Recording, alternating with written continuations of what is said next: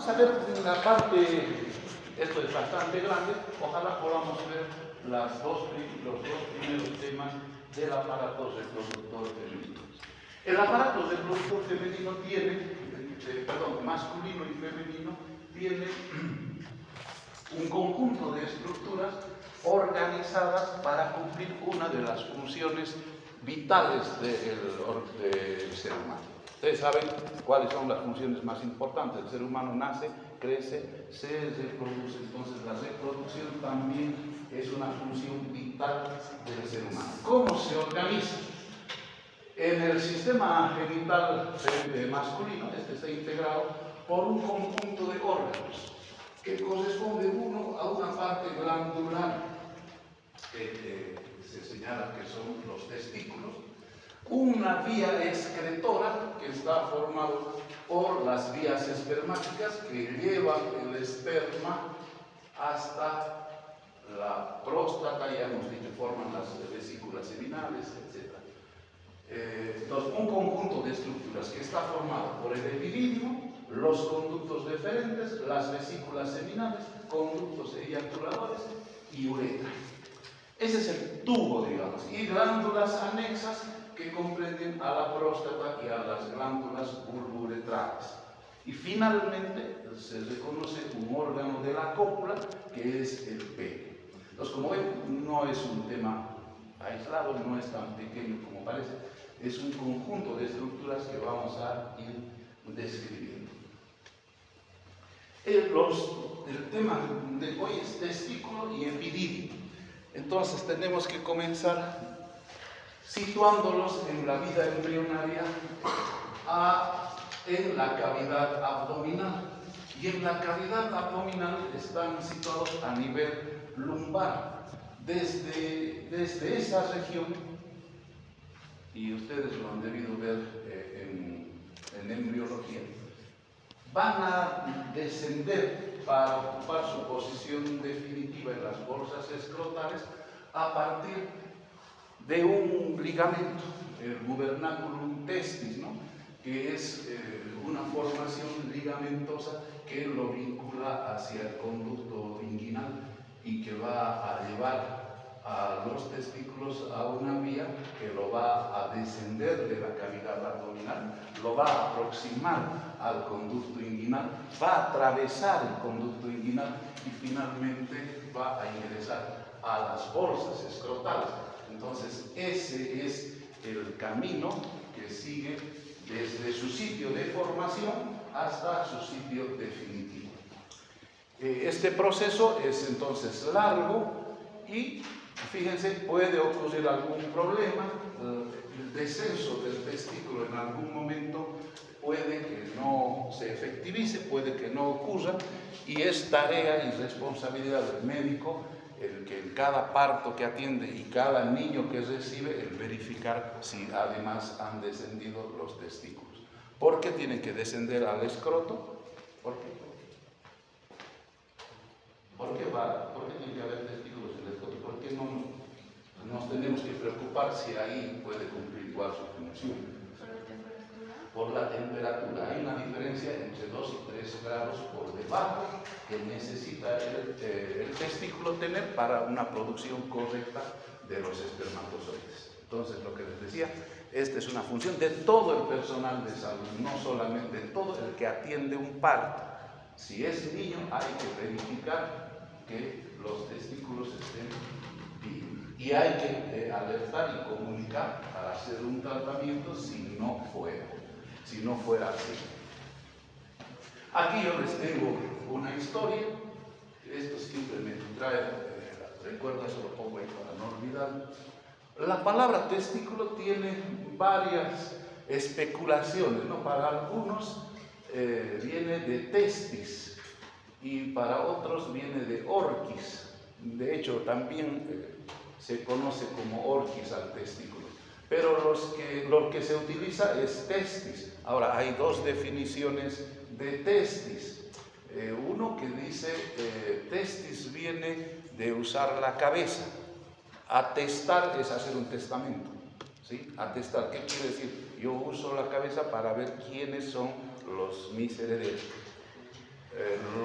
críticos de esto dicen, entonces, si esta es la cabeza y se llama testículo, es porque hay hombres que no piensan con la cabeza, sino con... ¿Sí? ¿Estaremos de acuerdo o no?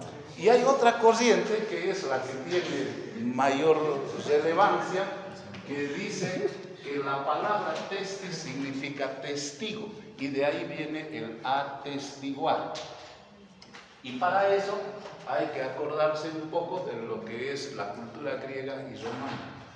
Los griegos y romanos han sido los más avanzados en la civilización occidental, y en la civilización antigua las cosas que hoy nos parecen raras antes eran normales. Por ejemplo, los ciudadanos de Roma, para ellos era natural tener esclavos. Yo creo que aquí ya es un horror, en ninguna parte hay esclavos, pero en la antigüedad era de lo más normal.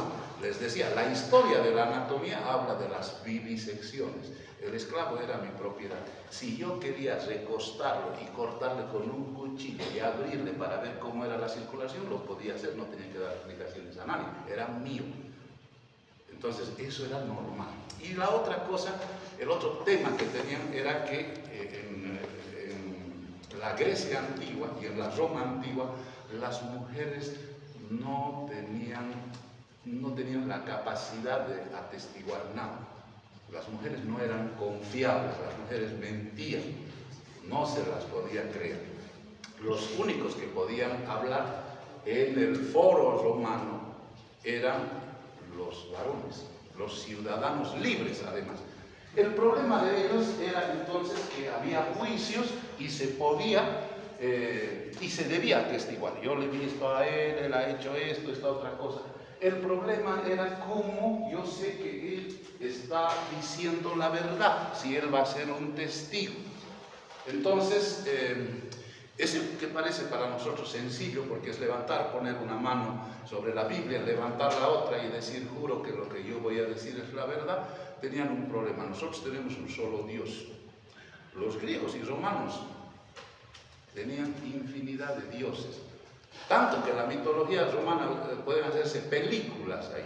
Entonces, lo que ellos hacían era agarrarlos por donde más les duele. Y todo varón que se respete quiere tener hijos. Entonces, aquí les podemos pillar. Ya no es necesario que juren por su Dios, porque dice que había tantos dioses que cada casa tenía su propio Dios. Entonces, claro, yo juraba por mi Dios, el otro juraba por su Dios, y yo no sabía si me decían la verdad o no. Entonces, lo que hacían era, en vez de agarrar la Biblia, se agarraba aquí, se levantaba la otra mano y se decía que yo lo que voy a decir es la verdad y juro por mí, por mis hijos, por los hijos de mis hijos, por mi descendencia, que lo que yo voy a decir es la verdad. Pero ahí viene un compromiso. Yo podía mentir. Entonces decía, si yo miento, caiga la ira de los dioses sobre mí, sobre mi descendencia. Pero además les daba un derecho a los romanos. El que miente, ¿qué era? Fuera testículos también. ¿Sí? Entonces, de ahí viene esa teoría sobre el nombre de los testículos. Bueno, vamos a la anatomía. Entonces, el testículo es un órgano par, es un órgano ovoide, aplanado, de color blanco azulado, brillante y liso. Los que quieren eso, hay en bolsitas, se ha mantenido, está en fórmula y se puede ver aún esa coloración blanco azulada, aspecto brillante, etc. Cuando se lo mira en esta posición se reconoce una cara lateral, una cara medial, un borde anterior, un borde posterior, fíjense, en relación con el epidídimo, un polo superior y un polo inferior, ¿no? Entonces, esa, digamos, es la descripción de un testículo. El epidídimo, fíjense, se aplica al borde posterior del testículo. Entonces, aquí arribita, colocado por encima en relación con el borde posterior, está el epidídimo, ¿sí? El epidídimo presenta una cabeza, aquí se puede ver la cabeza, presenta un cuerpo alargado, ¿sí? Y entre ambos un espacio que recibe el nombre de seno del epidídimo. Y una cola que se introduce hacia la parte más profunda, de la cual va a nacer la vía espermática, es decir, el conducto deferente. La constitución anatómica indica entonces que testículo y epidídimo, los dos, están formados por túnica albuginea y tejido propio. Entonces vamos a ver la túnica albuginea del testículo y el tejido propio, cuáles son sus características. La túnica albuginea, la parte más íntima que tiene el testículo, ¿no es cierto? Esa es la cubierta del testículo. Es una membrana que se va a formar una región que está aquí, que recibe el nombre de mediastino testicular o cuerpo de Igmoro, los que usan los epónimos. ¿Dónde está? Está aquí. Desde este mediastino testicular están descendiendo unos tabiques que van a separar, que van a convertir en lóbulos esta estructura y que lo van a individualizar. Este conjunto de tabiques, este mediastino, forman una red que recibe el nombre de red testicular o red de Haller o red de testis, ¿no?, en italiano.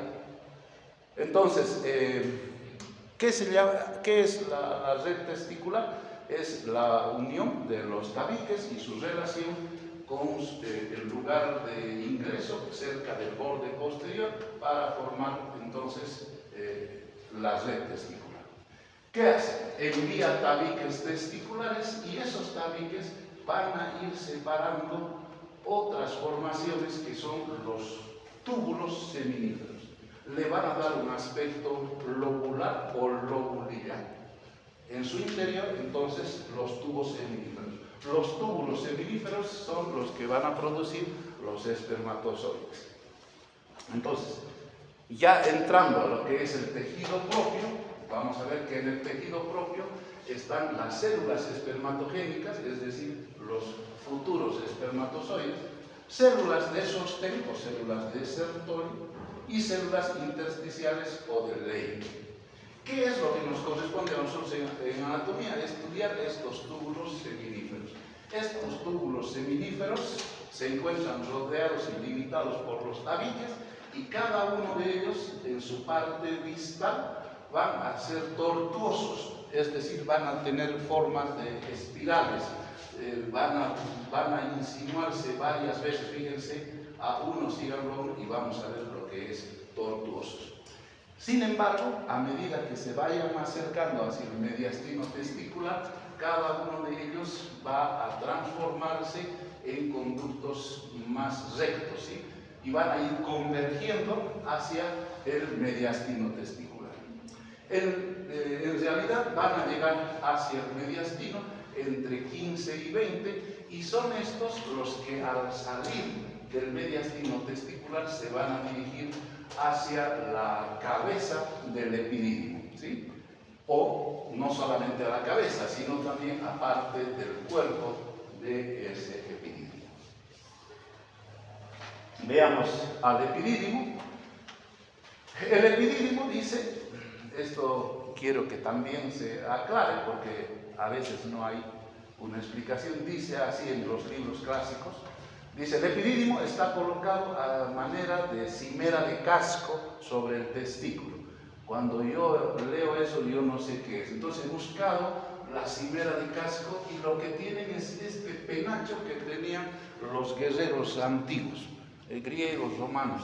Y si ustedes se fijan, tiene una formación muy parecida a lo que tiene el epidídimo. Entonces, el epidídimo viene a ser ese penacho que tienen los cascos antiguos y el testículo viene a ser la cabeza. Entonces, ahora se entiende.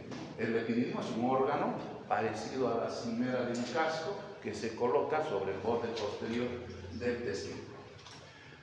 Se extiende sobre su cara posterior, en realidad sobre su borde posterior, y describe una curvatura, esta curvatura de aquí, de concavidad anteroinferior. Este es el borde posterior y está mirando hacia anteroinferior. El epidídimo presenta, ya hemos dicho, una cabeza, que es la parte más gruesa, más abultada, donde confluye el mediastino testicular y le envía los túbulos seminíferos rectos para que se organicen y vaya formando la primera parte de la vía espermática. Forma también un cuerpo, aquí lo vemos, y finalmente una cola que va a continuarse ya con el conducto deferente, formando la vía deferente o deferencial. La cabeza es voluminosa, es redondeada, y en él se halla un órgano estrecho y abultado que es el apéndice del epidídimo, ¿no? Entonces hay formaciones pequeñitas, vestigiales, que se encuentran especialmente en la cabeza. El cuerpo es prismático, es triangular y está rodeado, cubierto todavía por la túnica vaginal. Ya hemos dicho, aquí hay una albuginia, pero a medida que va saliendo se va a adherir con la túnica vaginal. Enseguida vamos a explicar la importancia de la túnica vaginal. Y finalmente le viene la cola es mucho más pequeña, es mucho de menor luz, y esta se va a continuar con el conducto deferente. Algo que no lo hemos mencionado, pero después lo vamos a mencionar, no nos olvidemos, es que no solamente están los lóbulos ni los túbulos seminíferos. En la región del mediastino también se encuentra el ingreso de las arterias, de las ramas de las arterias testiculares, pero también se encuentra una red venosa. Ahí cambia la cosa, ¿sí? No, si ustedes se acuerdan, antes decíamos una arteria y una vena.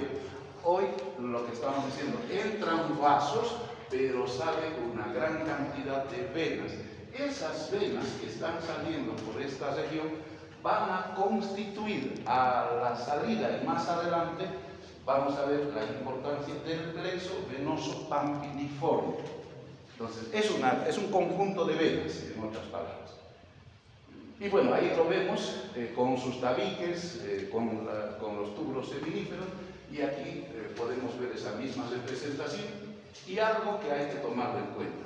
El epidídimo tiene su cabeza, tiene su cuerpo, tiene su cola, pero termina cerca del polo inferior, de tal manera que cuando nace el conducto deferente prácticamente tiene que nacer desde una altura muy similar a la parte media o inferior del testículo y tener un trayecto ascendente. No es que continúa así nomás.